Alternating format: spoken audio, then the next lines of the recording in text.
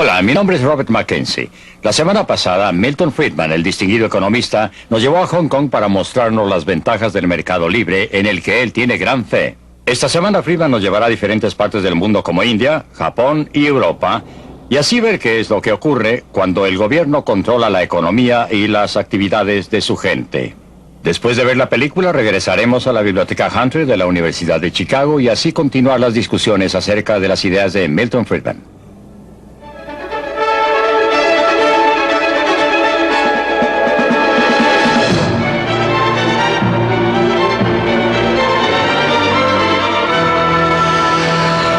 Libre para elegir.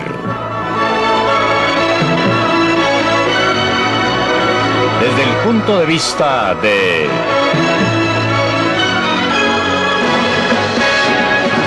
Milton Friedman.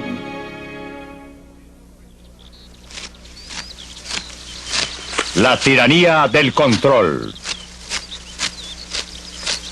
Es época de cosecha y los agricultores japoneses recogen su cosecha para el mercado del arroz en Kioto. Por supuesto que tratarán de conseguir lo más que puedan por su cosecha y los compradores la tratarán de comprar lo más barato posible. Así se supone que funcionan los mercados. Y eso es lo que Adam Smith, el escocés que convirtió la economía en una ciencia moderna, comentó hace 200 años. También observó algo más. En cada país, siempre es y siempre debe ser para el interés de la gran masa de gente comprar lo que ellos quieran a los que lo venden más barato. La proposición es tan obvia que parece ridículo molestarse en probarla, y nunca se habría cuestionado si acaso la sofistería interesada de los mercaderes y fabricantes no hubieran confundido al sentido común de la humanidad. Su interés en este respecto está directamente opuesto a aquel de la gran masa de gente. El destello de genio de Adam Smith fue ver cómo los precios que emergían en el mercado, el precio de los bienes, los salarios de los obreros, el costo del transporte, podían coordinar las actividades de millones de personas independientes desconocidas entre sí, sin que nadie les dijera lo que debían hacer.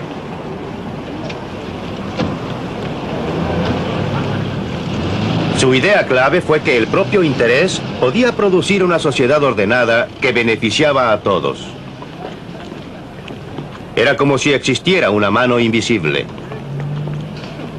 La mano invisible es una frase que fue introducida por Adam Smith en su gran libro La riqueza de las naciones, en el que él habló del modo en que individuos que solo pretendían desarrollar sus propios intereses fueron guiados por una mano invisible a promover el bienestar público, lo que no era su intención. Él hablaba del mercado económico, del mercado en que la gente compra y vende. Y estaba indicando que a fin de que un carnicero o un panadero o un fabricante de velas pueda obtener una renta, tiene que producir algo que alguien quiera comprar y por consiguiente, en el proceso de promover sus propios intereses y preocuparse de sus propias utilidades, terminó sirviendo los intereses de sus clientes. Cuando Adam Smith publicó La riqueza de las naciones, la Gran Bretaña era todavía en general un lugar rural y plácido, pero la revolución industrial ya estaba comenzando y el estándar de vida estaba comenzando a mejorar.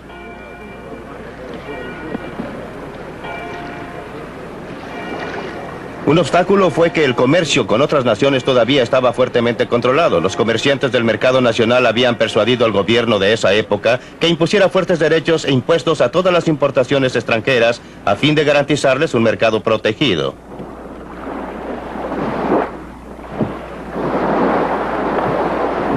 Uno de los resultados fue convertir a Gran Bretaña en una nación de violadores de la ley. El contrabando era un pasatiempo nacional. Brandy, vinos, tabaco y cualquier cosa que tuviera un alto derecho de aduana. Durante años los hombres de impuestos internos lucharon en una batalla que perdían a lo largo de las costas y ensenadas de las Islas Británicas. En 1846, después de años de discusiones y éxito parcial, los seguidores de Adam Smith finalmente persuadieron al Parlamento británico que eliminara todos los derechos sobre los bienes importados del exterior. Gran Bretaña inició un comercio totalmente libre, dando un impulso adicional al creciente estándar de vida. Lo que ocurrió en Gran Bretaña como una consecuencia de liberar la tremenda fuerza del interés propio, tuvo el efecto inesperado de beneficiar a millones de personas a través de todo el mundo. Y en 1851, la evidencia fue exhibida con orgullo en la gran exposición del Palacio de Cristal.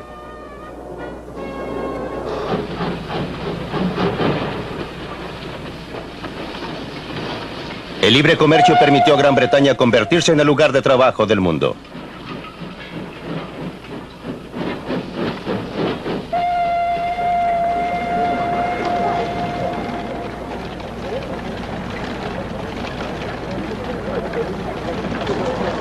¿Pero fue todo un accidente?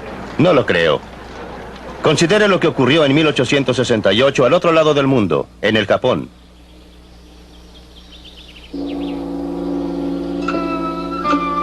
Durante los 300 años precedentes, los japoneses habían vivido en aislación casi completa. Habían desalentado a visitantes de otras nacionalidades, especialmente del occidente. El resultado fue que, por los estándares de occidente, Japón estaba atrasado. Era una sociedad feudal con señores y siervos, y pobre del que tratara de cambiar el orden de las cosas.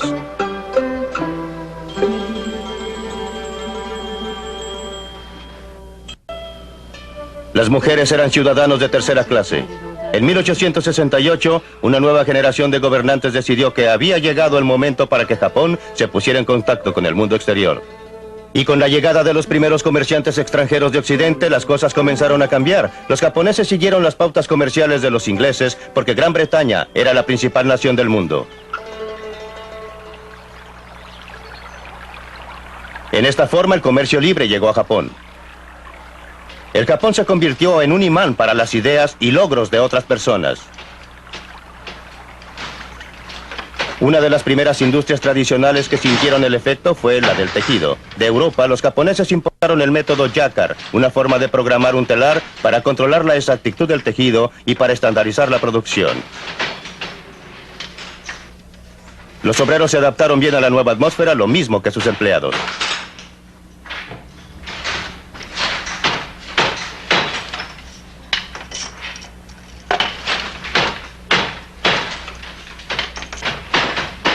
La adopción de técnicas de producción en masa significó que los obreros pudieran salirse de las industrias tradicionales e ingresar a las nuevas, todo lo cual contribuyó al auge del comercio.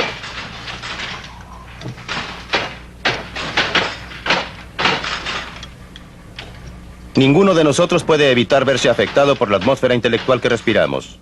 A mediados del siglo XIX, cuando el Japón terminó con su aislamiento autoimpuesto y entró a la Edad Moderna, nunca se le ocurrió a sus líderes seguir otro curso que aquel de la libre empresa y mercados libres. Esa era la atmósfera intelectual del momento, creada por el éxito de Gran Bretaña al aplicar los principios de Adam Smith. En 1948, cuando la India logró su independencia, sus líderes habían sido todos educados en Gran Bretaña. Se habían sentado a los pies de Harold Lasky y sus asociados en Oxford y Cambridge. Nunca se les ocurrió seguir cualquier otro curso que la planificación central y el control gubernamental. Era la atmósfera intelectual de la época.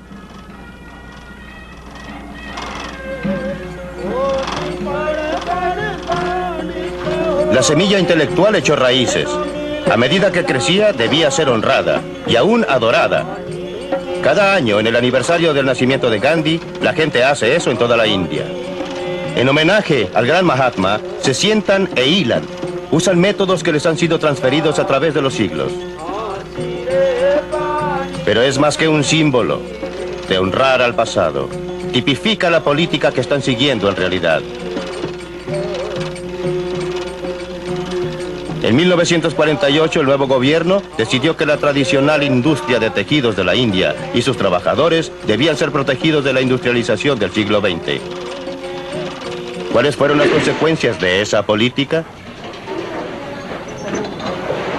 Esta es la India de hoy, 30 años después de ganar su independencia. Y estas son escenas en una comunidad hindú muy típica, una de miles. Se llama Anakaputur y está aproximadamente a unas 1000 millas al sur de la capital, Nueva Delhi.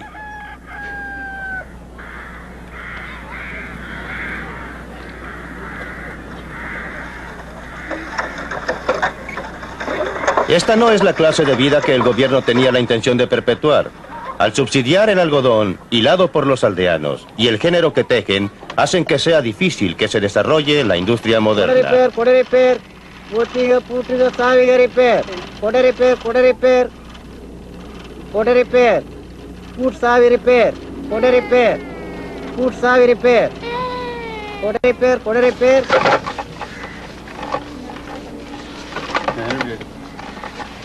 Esto es la clasificación por tamaño. Es una técnica esencial en la producción de géneros en que el hilado es aislado y limpiado.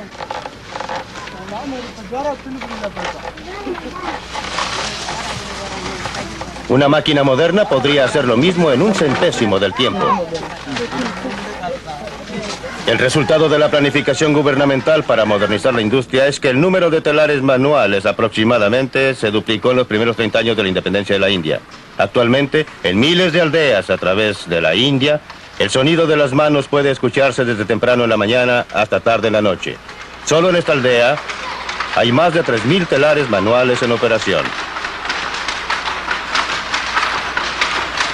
Desde 1948, 3 generaciones de aldeanos se han sentado en estos telares fabricando telas con diseños que jamás verían, usando métodos que nunca cambian. No hay nada malo con esta actividad, siempre que sobrevivan a la prueba del mercado, ya que es la forma en que esta gente puede usar sus habilidades y energías con mayor eficiencia. Después de todo, en el Japón, donde el gobierno no ha estimulado especialmente la industria de telares manuales, aún existe un segmento muy pequeño, pero muy productivo, de telares manuales. El problema aquí es que esta industria solo existe porque el gobierno la ha subsidiado, la ha apoyado, porque en realidad ha aplicado impuestos directos e indirectos al resto de la población de la India. Gente que no está mejor de lo que esta está, a fin de permitir que continúe su actividad. Otras industrias, tanto industriales textiles como de una variedad de clases, han sido restringidas, limitadas. Se le ha impedido proporcionar empleo más productivo a fin de proporcionar lugar a esta industria. El efecto ha sido inhibir el desarrollo, impedir el crecimiento e impedir la actividad dinámica que en otra forma podría desarrollarse con las energías y habilidades del pueblo de la India.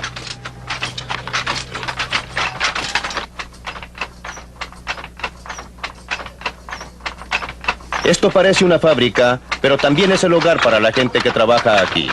Cuando están sentados en sus telares, comen y duermen en un rincón de esta choza.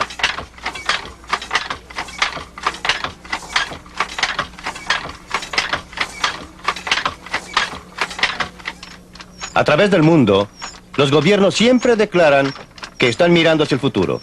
En la práctica, siempre están mirando hacia atrás, ya sea protegiendo a las industrias que existen o asegurándose que cualquier empresa que hayan decidido iniciar sea estimulada y desarrollada. Esto ocurre a costa de la clase de desarrollo sano de industrias nuevas, dinámicas y capaces de adaptarse que indudablemente surgirían si se dejara operar libremente al mercado, si se permitiera separar las empresas no exitosas de las exitosas, desalentando a las no exitosas y estimulando a las exitosas.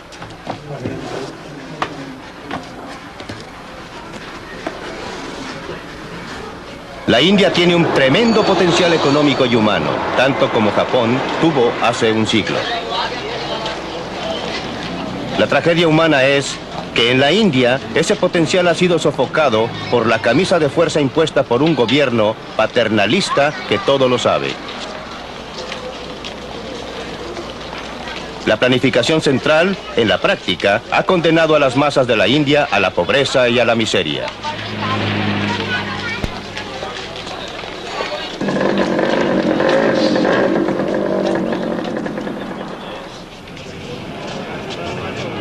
Sabemos lo que ha ocurrido en el Japón.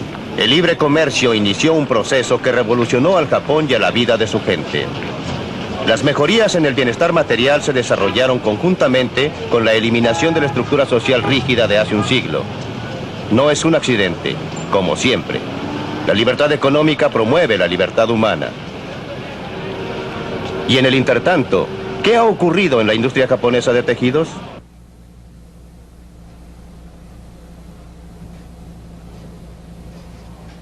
Así es como los textiles se originan en un galpón japonés de hilados hoy día. Un diseño del género es colocado en un tambor. A medida que gira, es escudriñado por un ojo eléctrico. Cada color, cada variación en el diseño y textura es transmitido fielmente a un computador.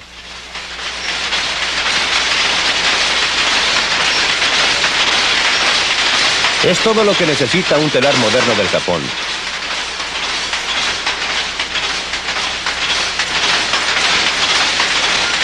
Este telar está equipado con artículos electrónicos que lo convierten en uno de los más sofisticados de su clase en el mundo. El género que produce es la mejor seda de su clase. Gracias a la rapidez y eficiencia de estas máquinas, el precio de la seda es competitivo. Los obreros son altamente capacitados y bien pagados. Con la nueva tecnología, hay muy pocas cosas que un telar como este no pueda producir. Esta pieza será el cinto de un traje de novia tradicional.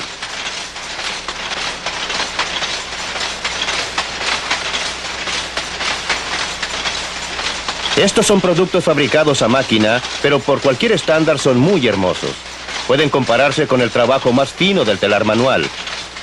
Y no solamente el producto terminado es notable. La tecnología sofisticada que fue desarrollada para hacer que esto fuera posible ha sido adaptada a otros procesos, parte del desarrollo que se autogenera bajo la libre empresa. Y todo se deriva de una antigua industria tradicional, el hilado, que importó un nuevo método para controlar sus telares cuando el Japón adoptó el libre comercio hace más de un siglo. Pero aunque parezca increíble, muchos siguen manteniendo actualmente que no se puede dejar que los mercados operen libremente, que deben ser controlados por el gobierno. Este muelle está en Escocia. Un gobierno inglés, un gobierno socialista decidió que su papel era proteger aquí a los obreros contra la competencia. Y así en los astilleros Govan están construyendo estos buques para el gobierno polaco. A fin de obtener la orden de compra por el buque, el gobierno inglés está usando el dinero de muchos contribuyentes británicos para subsidiar el trabajo. En otras palabras, los ingleses están fabricando estos buques a fin de venderlos con pérdida a los polacos.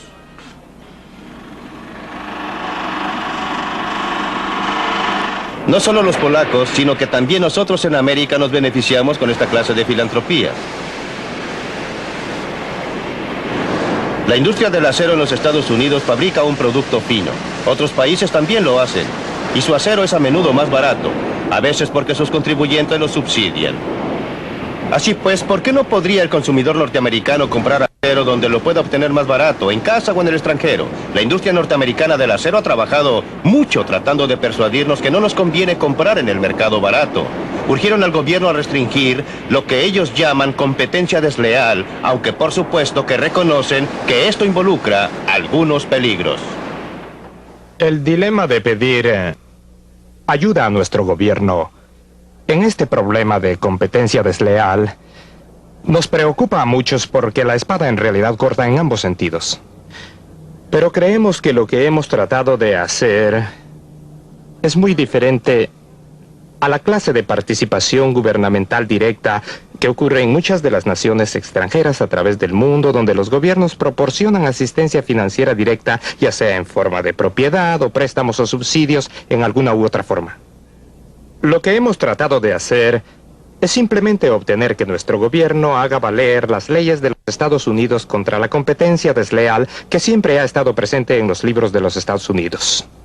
Hacemos una clara distinción entre eso y, por ejemplo, los varios cientos de millones de dólares que el gobierno francés ha concedido a las industrias francesas del acero, o que British Steel Corporation haya recibido 1.3 billones para inversiones de capital este año. Por eso, mientras nos molesta tener que intervenir con nuestro gobierno en lo que tradicionalmente creemos son prerrogativas de la libre empresa, y lo único que estamos pidiendo es que el gobierno aplique las leyes promulgadas por nuestro Congreso. No estoy muy seguro que en realidad sea muy diferente de pedir a alguien que arreste a alguna persona que cometió un crimen. No creo que se nos pueda acusar de ser reaccionarios si denunciamos a alguien que estaba robando a la policía si fuera una violación de una de las leyes de los Estados Unidos. Creemos que estamos haciendo exactamente lo mismo cuando iniciamos acciones contra productores extranjeros quienes creemos que están violando las leyes de los Estados Unidos.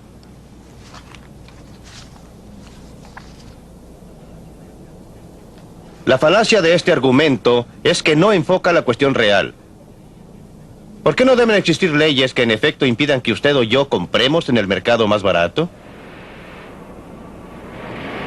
Cuando alguien se queja de la competencia desleal, los consumidores deben tener cuidado. En realidad es pedir un privilegio especial, siempre a costa del consumidor. Lo que necesitamos en este país es la competencia libre. Como consumidores que compran en un mercado internacional, mientras más injusta sea la competencia, mejor. Eso significa mejores precios y mejor calidad para nosotros. Si gobiernos extranjeros quieren usar el dinero de sus contribuyentes para vender bienes a bajo costo a la gente, ¿por qué debemos reclamar? Sus propios contribuyentes reclamarán muy pronto, y no durará mucho tiempo. La historia proporciona muchas pruebas de lo que sucede cuando industrias protegidas por el gobierno compiten con industrias que tienen que operar en un mercado abierto y libre. Casi siempre, las industrias protegidas por el gobierno pierden el primer lugar. Pregunte a Sir Freddie Laker, el inglés que inició el tráfico aéreo barato a través del Atlántico. ¿Quiénes eran sus principales competidores? Eran todas las líneas aéreas protegidas por el gobierno, financiadas por el gobierno y reguladas por el gobierno también. Le fue muy bien y ganó muchísimo dinero. Y usted y yo hemos obtenido viajes más baratos a través del Atlántico.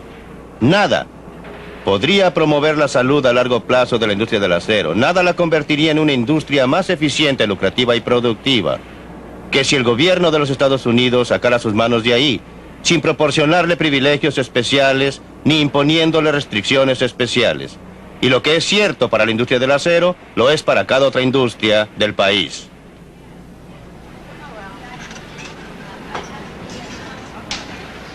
Estas mujeres trabajan en una industria que hasta ahora no ha solicitado protección especial, la industria del silicon chips. Cada uno de estos pequeños cuadrados en este disco es un microcircuito integrado altamente complicado.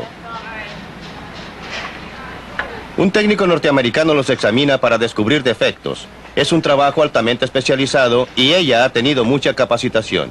Cuando haya ejecutado su labor, los ítems rechazados serán separados de los otros y los circuitos buenos serán embalados y enviados a Malasia, recorriendo la mitad del mundo. El producto de la habilidad tecnológica norteamericana regresa con este aspecto. Cada microcircuito ha sido encerrado en cerámica por un trabajador malayo que es altamente productivo en esta clase de trabajo. Pero los malayos no son capaces de probar sus productos, por eso vuelven aquí, a América, para ser alimentados a estas máquinas. Los ingenieros norteamericanos son buenos para producir máquinas sofisticadas. En una operación que dura una fracción de segundo, estas máquinas pueden probar cada circuito, lo pueden clasificar según su calidad y luego lo pueden dividir en una de 6 categorías diferentes de confiabilidad. La mano invisible de este mercado libre ha logrado maravillas tanto para las muchachas norteamericanas como para sus contrapartidas de Malasia. Y todavía no hemos llegado al final porque los silicon chips norteamericanos son exportados a muchos países donde obreros extranjeros los arman. El producto final es luego devuelto a muchas tiendas, de modo que usted y yo, los consumidores, podemos beneficiarnos con calculadoras de $10, como también con muchos otros dispositivos electrónicos que hasta hace poco simplemente no existían.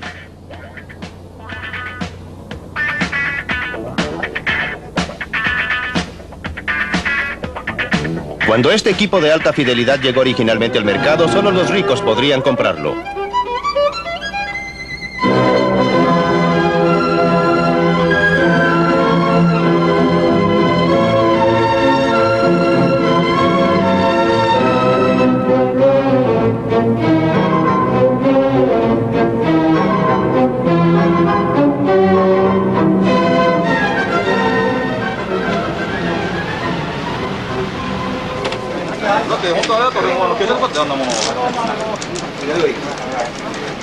Pero aun cuando el mercado internacional del trabajo parece operar a beneficio de todos, la gente siempre alega contra él.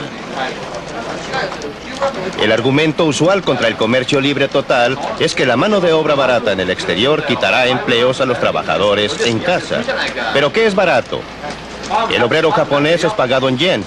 El obrero norteamericano es pagado en dólares. ¿Cómo comparar el yen con el dólar? Necesitamos alguna forma de transformar a uno en el otro. Aquí es donde entra el tipo de cambio. El precio del yen en términos del dólar. Supongamos que a algún tipo de cambio los bienes japoneses son en general más baratos que los nuestros. Entonces estaremos comprando mucho más al Japón y vendiéndoles poco. ¿Pero qué harán los japoneses con los dólares extra que ganen? No quieren comprar mercaderías norteamericanas. Se supone que todas estas son caras. Quieren comprar mercaderías japonesas, pero para poder hacerlo necesitan yens. Llegarán llamadas de todas partes del mundo a lugares como este, ofreciendo comprar yens con dólares. Pero habrá más ofertas de comprar yens que de venderlos. A fin de tener clientes, aquellos que ofrecen comprar tendrán que elevar el precio. Subirá el precio del yen en términos de dólares. Como usted recuerda, eso ocurrió en 1977 y 1978. A fines de 1978 se requería un 50% más de dólares para comprar una cantidad de yens que un año antes. ¿Pero qué sucede cuando el precio de los yens sube en términos de los dólares? La mano de obra japonesa ya no es tan barata. Los bienes japoneses ya no son tan atractivos para los clientes americanos. Por otra parte, la mano de obra norteamericana ya no es tan cara para los japoneses. Las mercaderías norteamericanas son más atractivas para los japoneses. Les exportaremos más y les importaremos menos. Se crearán nuevos puestos en las industrias de exportación para reemplazar cualquier empleo que podrían haberse perdido en industrias que compiten con las importaciones. Así es como un mercado libre de cambios internacionales equilibra el comercio alrededor del mundo cuando se le permite operar.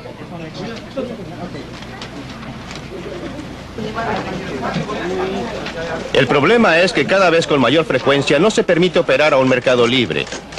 Por motivos que parecen ser razonables, si usted no los examina cuidadosamente, los gobiernos insisten en interferir, pero cuando lo hacen, no es posible ocultar los efectos dañinos por mucho tiempo.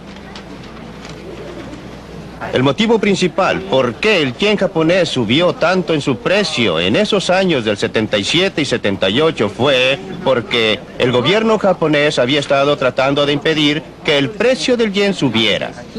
En el proceso, se permitió que los que podían haber sido disturbios menores se acumularan hasta formar una importante brecha en el comercio. Como resultado, cuando finalmente se permitió operar a las fuerzas del mercado, lo que debe ocurrir más tarde o más temprano, se necesitó un cambio importante en el tipo de cambio del yen para que todo volviera a la normalidad. ¿Por qué no aprenden los gobiernos?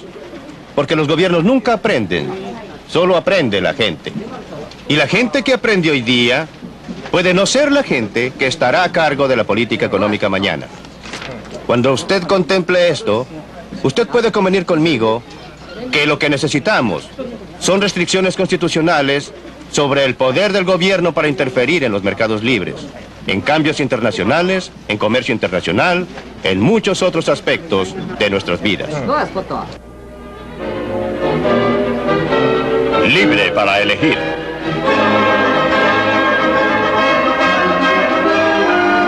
Pues bien, aquí en Chicago los invitados especiales que han estado viendo esta película pueden opinar.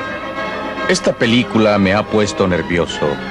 Existen consideraciones políticas, sociales y éticas que desgraciadamente no se reflejan en la filosofía económica expresada. Existe un sentimiento penetrante en esto de que el trabajador individual debe ser sacrificado para el bien general de toda la sociedad.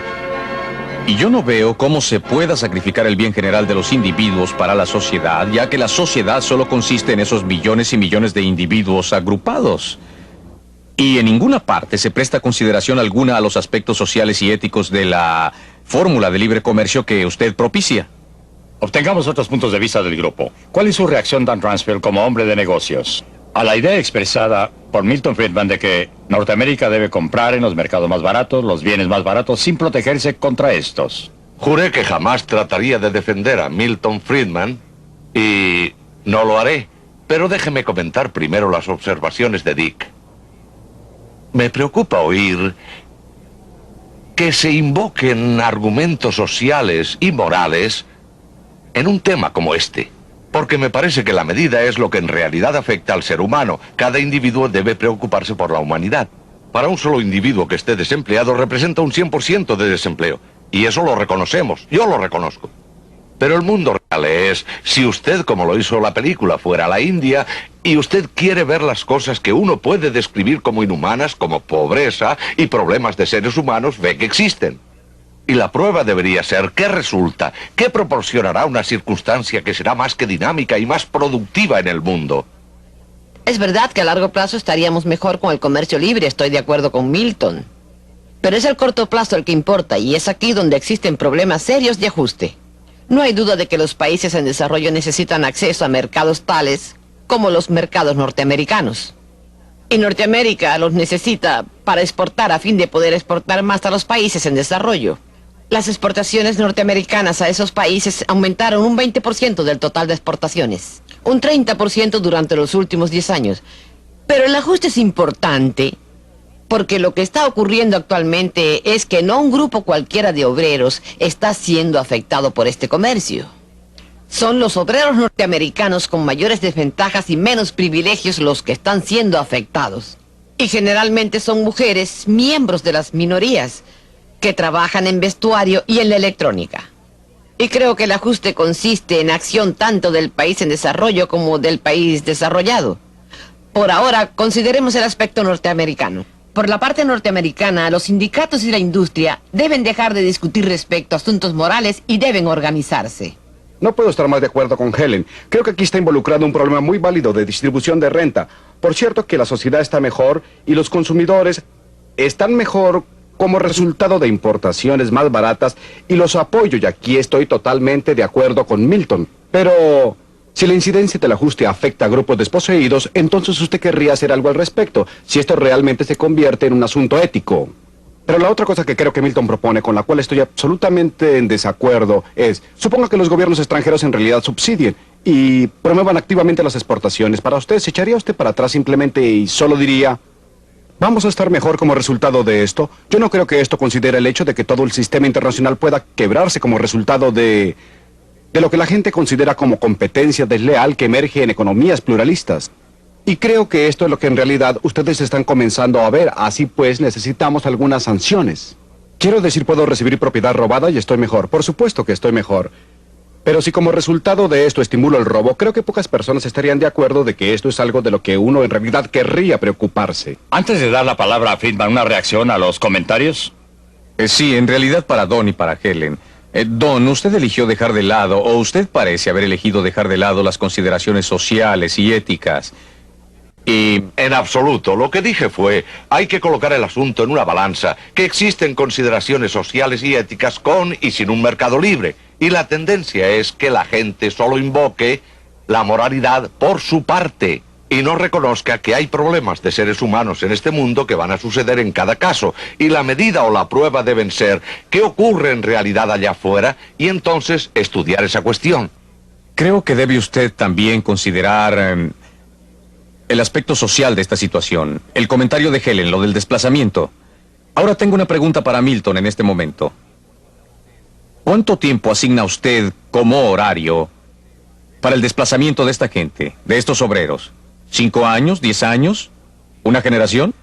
¿Cuánto tiempo demorará antes de que la sociedad en general se equilibre y el individuo, el ser humano, ya no sufra más? Déjeme considerar su última pregunta primero y luego pasar a su pregunta básica. Siempre he estado a favor de reducir gradualmente los aranceles a través de un periodo de 5 años. Una reducción de un 20% anual durante 5 años para darle tiempo a la gente a ajustarse. Ahora, con respecto a su asunto fundamental. Creí que había oído todas las objeciones imaginables a mis puntos de vista. Pero usted es el primero que me ha acusado de colocar los intereses conjuntos de la sociedad sobre los intereses de los individuos. Si existe un elemento en mi filosofía social, en mi filosofía ética que sea predominante, es que la unidad definitiva es el ser humano, el individuo, y que la sociedad es un medio por el cual logramos nuestros objetivos conjuntamente. Alegaría que todos los puntos sociales y morales están de parte del libre comercio y que usted, y la gente como usted, que introduce el proteccionismo, es la que está violando asuntos fundamentales, sociales y morales. Dígame, ¿qué sindicato representa a los empleados que fueron desplazados porque Los altos aranceles reducen las exportaciones de este país.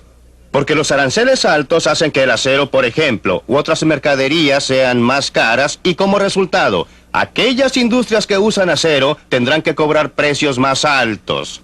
Tendrán menos empleados. Las industrias de exportación se desarrollarían para equilibrar las importaciones. ¿Qué sindicato le representa? ¿Qué punto moral de vista tiene usted respecto a sus intereses? Bueno, señor, pero es que usted no ha contestado mi pregunta básica. ¿Durante qué periodo de tiempo? ¿En qué marcos? ¿5 años? ¿10 años? ¿Una generación? Dije, no ha 5 contestado mi años. pregunta. 5 años. Milton, usted dice, sin embargo, que los aranceles deben eliminarse gradualmente durante 5 años sin importar la acción de otros países. ¿No es una especie de negociación o algo distinto? Sin importar las acciones de otros países, hasta ahora obviamente preferiría que los otros países redujeran sus aranceles. Pero si no se mueven, debe moverse Norteamérica. Definitivamente. ¿Está de acuerdo con esto, Dan Ransfeld? No estoy en contra del comercio recíproco. Su opinión. Usted está a favor No de estoy obtener en un contra. comercio recíproco, pero ¿está usted dispuesto a llegar allí unilateralmente? Sí. Sí. Me parece que probablemente vale la pena moverse en esa dirección. No sé dónde me detendría. Yo no... Es un programa quinquenal, ¿lo acepta? Me parece que se obtiene acción hasta el punto que usted está haciendo algo que tiene sentido para los seres humanos. Presumiblemente eso podría ser persuasivo para otros. Presumiblemente existiría una secuencia lógica en que otros países comenzarían a notar que esto tiene un cierto grado de validez mundial. ¿Ocurrirá esto, Helen? Siempre que usted haga algo por los obreros desplazados en el país en que fueron desplazados, porque si usted no hace nada por ellos, si no adopta alguna acción, que generalmente tiene que ser una acción gubernamental, habrá una reacción tan grande que estaremos de vuelta en los años 30 con la clase de cosas que ocurrieron debido al alto desempleo. Milton, aquí tiene un desafío directo. ¿Qué haría respecto a los trabajadores desplazados? ¿Dejaría que los desempleados fueran absorbidos por otros? Creo que usted tiene que separar y debe separar nítidamente lo que hacemos respecto a gente afligida.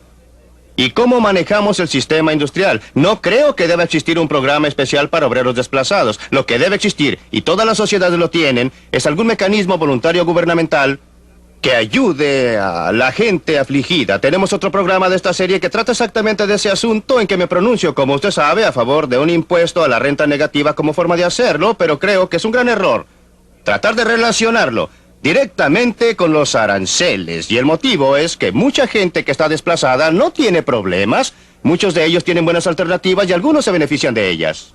Por supuesto que habrá algunos que estén afligidos, pero siempre hay gente en situación difícil por toda clase de motivos. En una sociedad dinámica, las demandas están creciendo allá, están creciendo acá. No existe mayor motivo, en mi opinión, para tener un programa especial para aquellos que son desplazados debido a cambios en la oferta y la demanda en el plano internacional que debido a los cambios en el plano nacional. Una reacción rápida. Disculpe, muy pero hay rápida. una cosa que no entiendo. ¿Por qué quiere usted volver a una situación que este país tenía en 1900? ¿Por qué quiere volver a la situación en que unos pocos controlan el destino económico de cada trabajador, hombre y mujer? Es exactamente lo contrario, señor Dixon. El mejor modo de limitar el control por parte de unos pocos es el comercio libre a nivel mundial. No existe medida alguna que haría más para evitar el desarrollo del monopolio privado, que un comercio libre completo sería mucho más efectivo que todos los juicios No, estoy en antimonopolios que se siguen desacuerdo en el mundo. total. Usted terminaría con una situación como en la película Rollerball, en que las corporaciones proyectaban sus esferas de influencia económica a través del mundo y controlaban todo. O sea Usted que todo vio- sería controlado por corporaciones. ¿Usted vio? La vi toda, señor. Perdóneme, ¿usted vio la película de Hong Kong, no es así? Sí, sí, la vi. ¿Dónde están esas corporaciones ahí? Podríamos meternos a ese callejón y tener dificultades para salir. Movámonos a otro gran tema de la película. Es decir, que hablando en términos generales, los países del tercer mundo han cometido un error muy serio al convertirse en economías planificadas de comienzo a fin. Y para usar una frase en el caso de la India, la planificación central ha condenado a las masas de la India a la pobreza y a la miseria. Pues bien, ¿cuál es su reacción? Estoy parcialmente de acuerdo con Milton, pero no estoy de acuerdo con él en muchas cosas. Creo que es cierto que la mano invisible debería verse más en los países pobres que lo que sucede, y me gustaría que el puño de hierro desapareciera. Desgraciadamente, sucede lo contrario. Por otra parte, creo que no puede alegarse que el laissez-faire sea la respuesta, ni que sea una condición suficiente y necesaria para el desarrollo. Déjenme referirme a los ejemplos de Milton. Y ustedes saben, al Japón. El Japón es un ejemplo de primera clase, en realidad donde la mano visible es invisible para todos los que están fuera del Japón. pero está escrito en la pared en caracteres grandes para los japoneses. El gobierno del Japón, justo desde la restauración importante, se ha interesado muy activamente en el desarrollo del país. Ha restaurado la tecnología y las importaciones. Aún hoy, el gobierno y las empresas tienen una fuerte relación simbiótica. Creo que es justamente... Altamente paternalista. Y la industria es altamente paternalista. No creo que sea un ejemplo válido de todo lo que pienso que era la injerencia del programa de Milton. Hagamos participar a Helen Hughes en este tema. Ha cometido un error desastroso el tercer mundo al adoptar casi unánimemente economías planificadas en vez del mercado libre. Bueno, en primer lugar, no ha adoptado casi unánimemente economías planificadas. En forma abrumadora. Ni siquiera en forma abrumadora. Quiero decir, la India es un gran país. Pero la mayoría de los países en desarrollo no están planificados centralmente. Tienen alguna clase de planificación.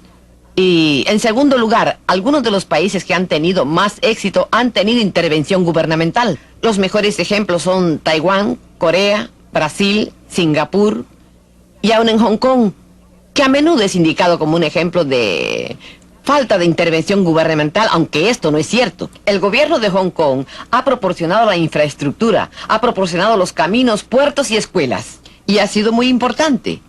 Pero cuando vamos a un país como Malawi o Papua Nueva Guinea, la intervención gubernamental no puede faltar. No hay nada allí, no existen empresarios, y los empresarios norteamericanos no se interesan por lugares tan pequeños. No estoy a favor de ninguna intervención gubernamental, nunca lo he estado. Indiqué en la película que lo que el gobierno hizo en Hong Kong fue muy importante. La cuestión es qué clase de intervención. Y en los estados que usted ha descrito, en los lugares que usted ha descrito donde ha habido éxito, la intervención gubernamental ha sido de un tipo bastante especial. Ha proporcionado infraestructura.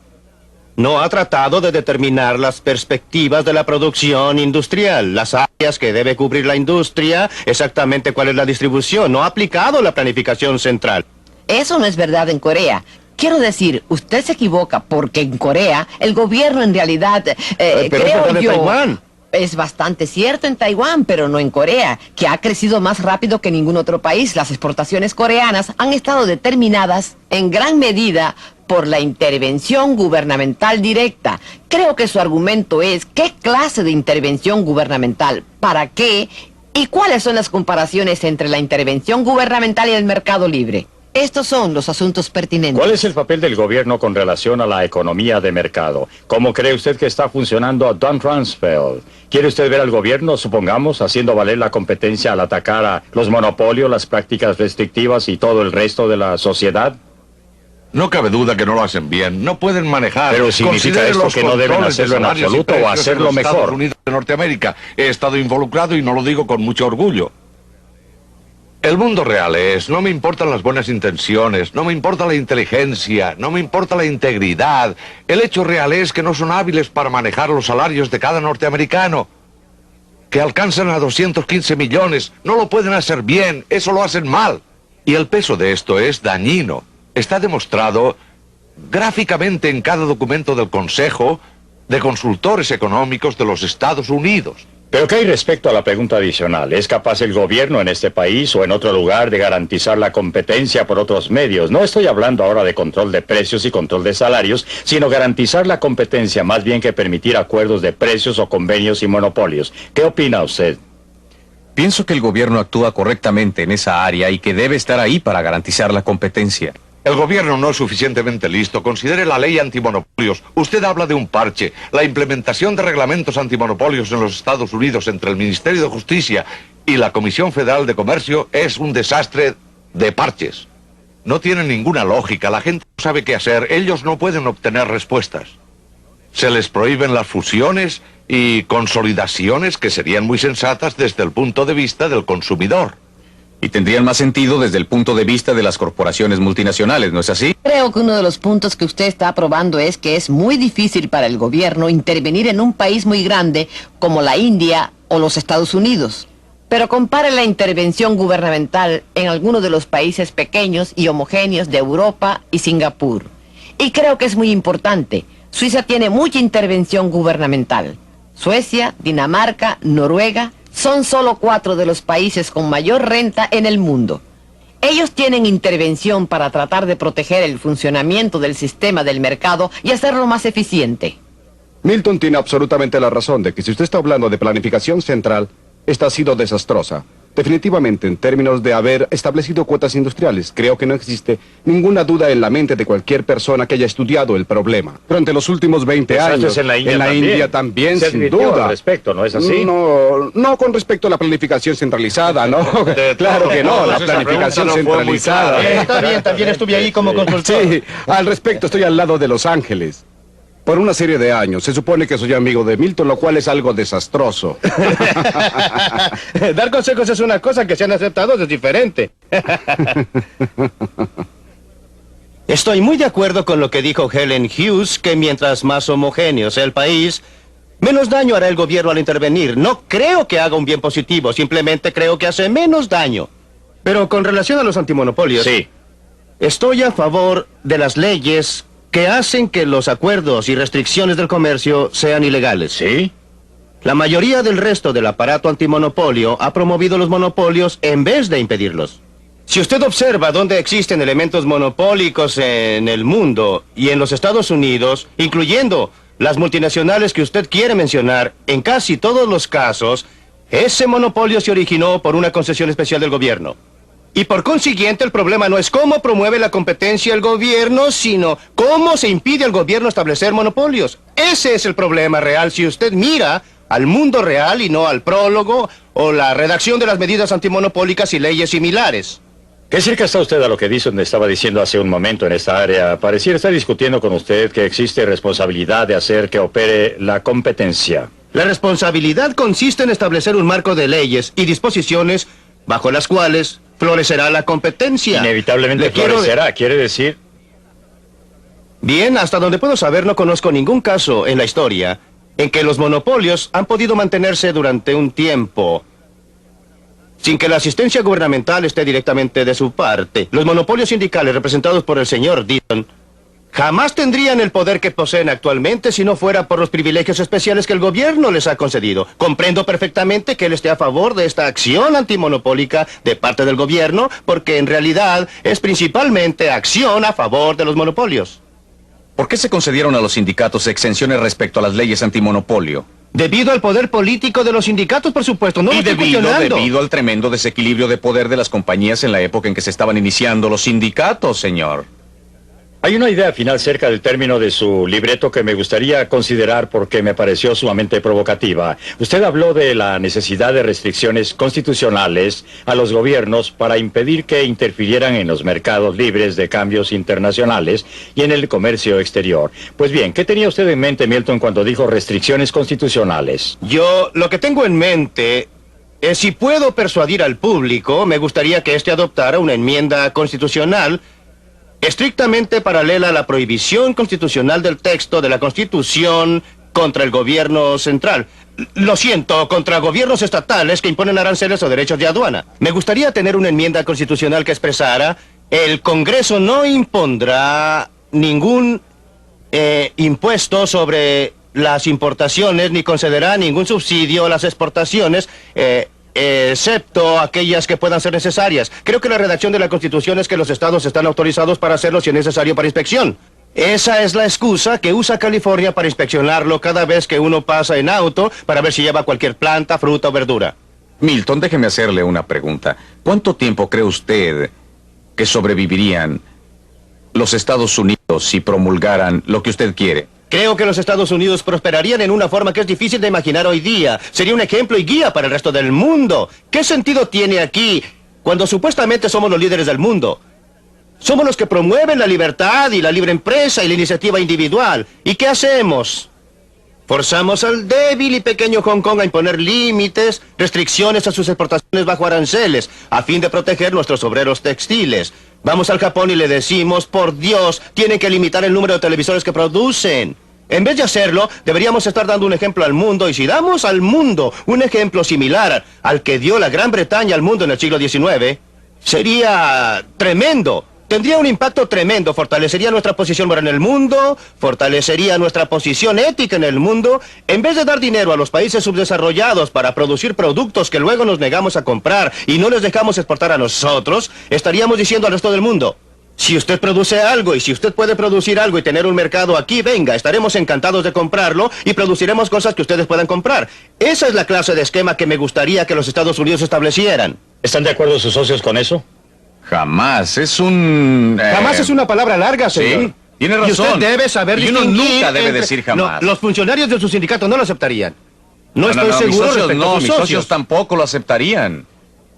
No puedo concebir que los Estados Unidos se establezcan como una meta para el resto del mundo. No es una meta. No existiría absolutamente nada que exigiera u obligara a cualquier otro país a promulgar cualquier convenio recíproco relativo a aranceles. Cierto. Y hasta el momento en que logren efectuar dumping en los Estados Unidos, y uso dumping en el sentido más amplio de la palabra, respecto a cualquier y todos los productos, ya sea subsidiado por el gobierno, por un gobierno extranjero, ya sea puesto allí debido a las instalaciones de fabricación de una corporación multinacional en un país extranjero, hasta que hayan logrado dejarnos absolutamente secos. ¿Drenándonos qué? Todos los bienes, señor. ¿Cómo? ¿Qué Bueno. harían con los dólares que obtengan? Pues lo comprarían todo, como lo están haciendo ahora. Si compraran totalmente. Las mejores tierras te la habrán Claro, dado. ampliemos esto. Claro, sí. Respecto a ese mismo argumento, un argumento de enmienda constitucional, nuestro amigo sindical nos ha informado que él no lo puede vender y no va a hacerlo. ¿Lo compraría el comercio? Oh, no, ellos, hablando... Hablando de vender... No estoy diciendo si lo aceptaría, no, el comercio ayudaría. No, cuando yo no hablo como un hombre de negocio, sino como un ex empleado gubernamental, cuando se presentaban proposiciones similares a esta, pues una de las cosas que la gente observa es que el gobierno, los comerciantes y trabajadores llegan al unísono diciendo ¡horror, horrores! ¡Está cayendo el cielo! Existen intereses comunes y la gente se acostumbra a lo que existe. Se ponen terriblemente conservadoras, saben operar el sistema en su forma actual, especialmente los grandes sindicatos y las grandes empresas. Y están muy satisfechas con esto. Pueden manejarlo bastante bien y cada vez que usted trata de aclarar cualquier clase de reglamento o restricción o intrusión del gobierno, filosóficamente lo apoyan, pero en el mundo práctico no quieren que usted cambie el ejercicio. Ya saben cómo manejar esto. ¿Para qué cambiarlo entonces y hacerlo más complicado? No, creo que usted obtendría una reacción como la que obtuvo de la compañía siderúrgica en televisión. ¿Y cuál sería la reacción internacional, según usted como economista internacional, suponiendo que Milton obtuviera su enmienda constitucional que tendría ese efecto? ¿Cómo reaccionarían a ella los otros países? Bien, creo que el ejemplo fundamental de Milton de por qué no ser como Inglaterra en el siglo XIX está equivocado. Gran Bretaña en el siglo XIX era el país industrializado. Estaba muy adelantado Muchas respecto a décadas. los otros. Adelantado en muchas décadas con respecto a todos los otros. Y estaba obteniendo utilidades mayores, una renta económica superior en su producción. Y lo estaba haciendo a un costo muy grande para los obreros de Gran Bretaña. Los obreros de Gran Bretaña fueron grandemente explotados bajo esas circunstancias y no queremos volver a eso. La situación internacional es mucho más compleja. Y los países, hay países con distintos niveles de desarrollo, países con sistemas sociales diferentes y países con objetivos sociales diferentes. Y por eso creo que la solución está mal fundada y es milenaria, es utópica. Creo que tenemos que considerar un proceso mucho más realista de discusiones, negociación, como ha ocurrido para llegar a donde vamos, sin dañar a la gente que paga por el ajuste, que básicamente son los obreros, no los economistas.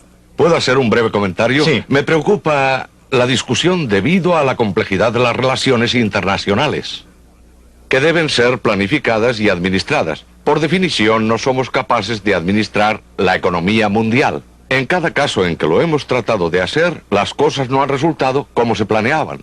Ni por un momento me disculpo por ser milenario, porque creo que a menos que sepamos a dónde nos queremos dirigir, los tímidos pasos que demos en esa dirección irán en dirección equivocada. Para ir en dirección correcta, debemos tener un objetivo, pero quiero estar seguro de registrar una muy fuerte objeción a la declaración hecha por Helen Hughes respecto a Inglaterra del siglo XIX. Creo que está simplemente equivocada. Los obreros no eran explotados. Los estudios que se han efectuado recientemente han demostrado una y otra vez que el siglo XIX fue un periodo en que el trabajador inglés común experimentó un alza muy sustancial y muy rápida en su estándar de vida. Inglaterra no estaba sola. Japón tuvo un comercio totalmente libre durante 30 años hasta la restauración importante. Japón no lo ha tenido en años recientes. Japón no es un ejemplo que yo citaría en los años más recientes, pero en sus primeros años, un comercio completamente libre. Por eso no creo que Inglaterra estuviera sola. Respecto a sus políticas. A sus posibilidades, no es políticamente factible. ¿Por qué? Porque es solo para el interés general y no beneficia a nadie en particular.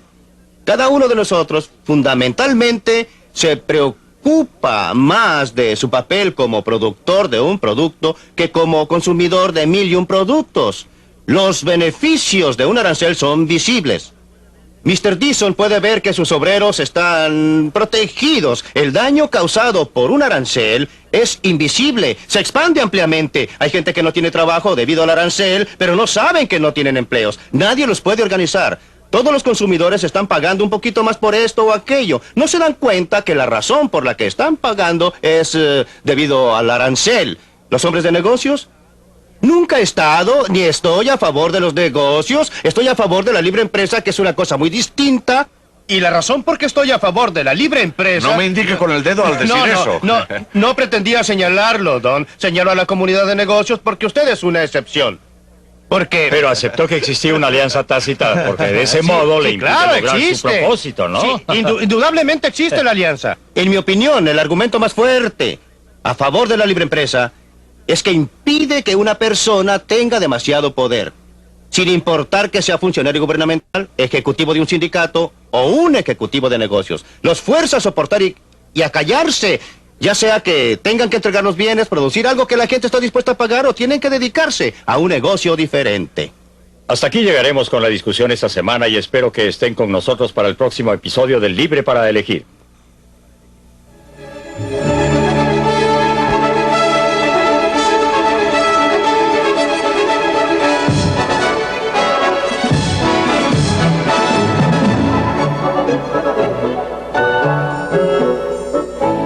Hace 50 años la peor depresión económica cambió el curso de la historia.